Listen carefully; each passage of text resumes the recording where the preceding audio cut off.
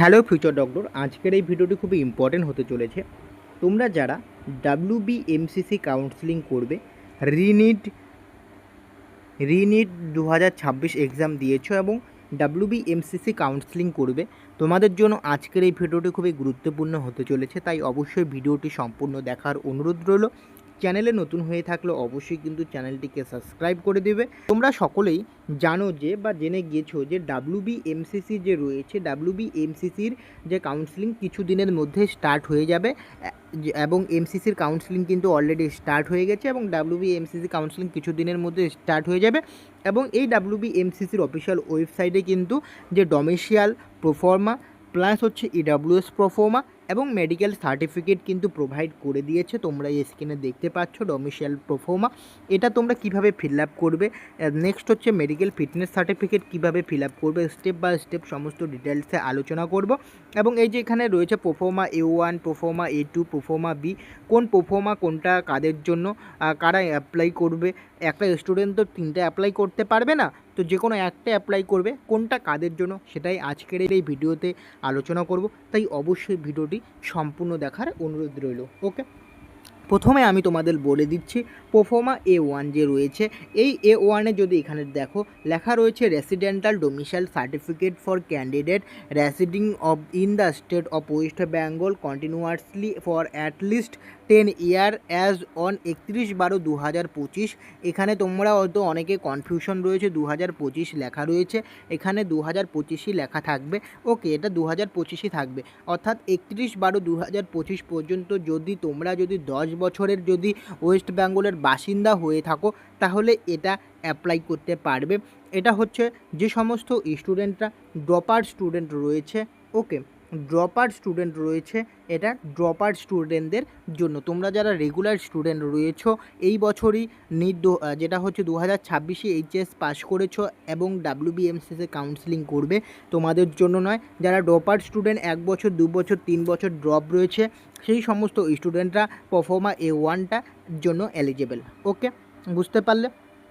এখন হচ্ছে তোমাদের আরেকটা জিনিস দেখাচ্ছি, যেটা কিভাবে অ্যাপ্লাই করবে। সার্টিফাইড আর তোমার নাম, এখানে তোমার বাবার অর প্যারেন্টসের নাম, বাবা অথবা মার নাম। নেক্সট হচ্ছে ভিলেজ টাউনের নাম, হাউস নাম্বার, স্ট্রিট, পুলিশ যেটা হচ্ছে পোস্ট অফিস, পুলিশ স্টেশন দিয়ে দিবে, ডিস্ট্রিক্ট দিয়ে দিবে।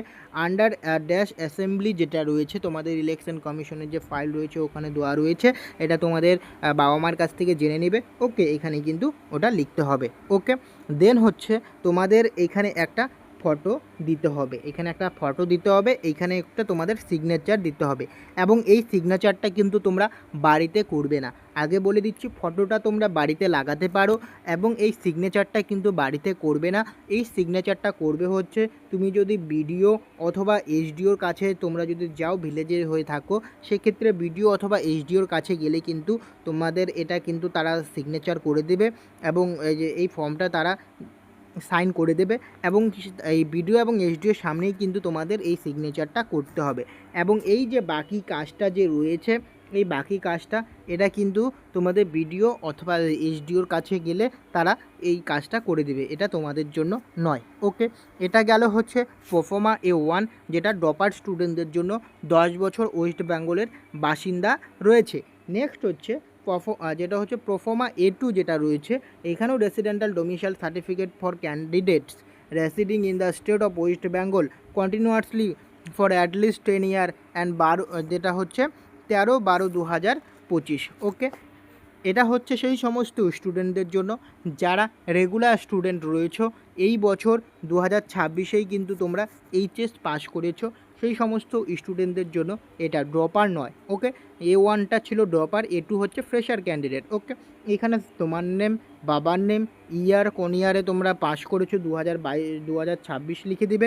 It also certified the student resident, যেটা হচ্ছে পার্মানেন্ট রেসিডেন্ট, যেটা হচ্ছে resident of West Bengal at village, house number, street, post office, police station, district under assembly যেটা রয়েছে ইলেকশন কমিশনের ফাইলে তোমরা দেখতে পারবে। ওকে, এরপর হচ্ছে তোমাদের এখানেও সেম, এখানে কিন্তু তোমাদের ছবিটা লাগাবে এবং সিগনেচারটা কিন্তু বিডিও এবং এইচডিওর অফিসে গিয়েই কিন্তু তোমরা করবে, তাদের সামনে গিয়ে করবে।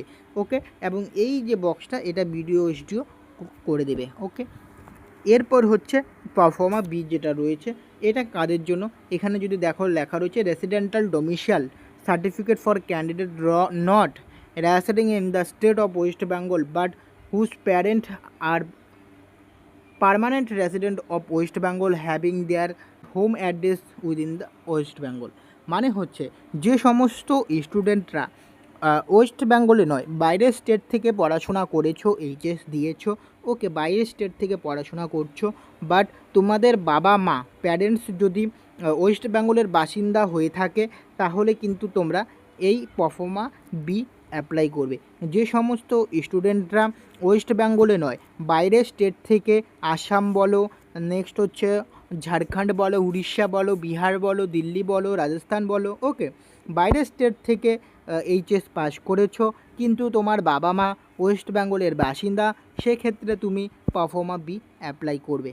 ওকে, এখানে certified that, father or mother name, village, house number, street, post office, police station, district, under assembly দিয়ে দেবে।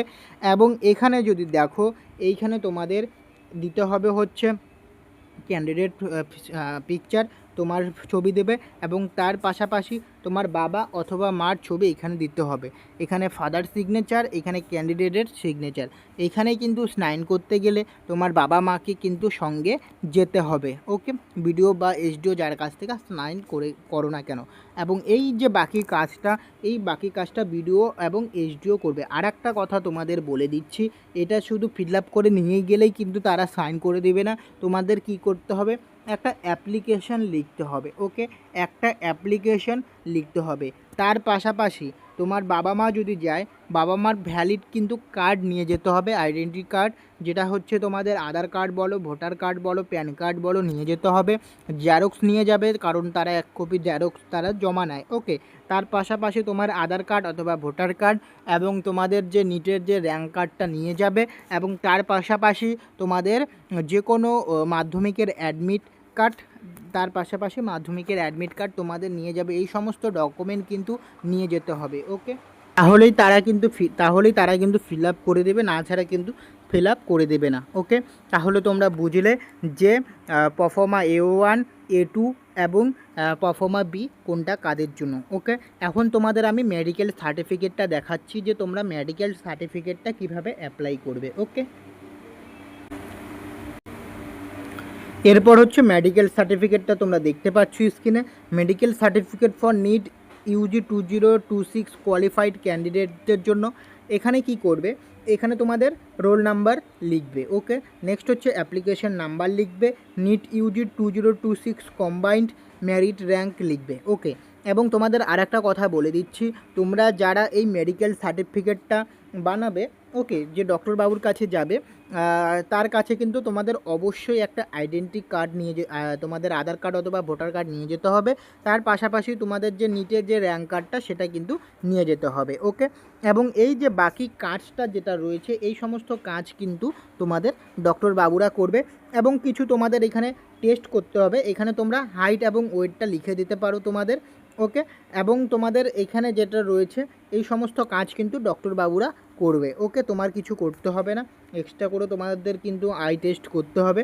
ওকে, তোমাদের যেটা রয়েছে 6/6 আই যেটা নর্মালি হয়ে থাকে সেটা আছে কি না, কালার ব্লাইন্ডনেস আছে কি না, এগুলো কিন্তু তোমাদের ডক্টর বাবুরা করবে। আর এই সমস্ত কিছু করার দরকার নেই।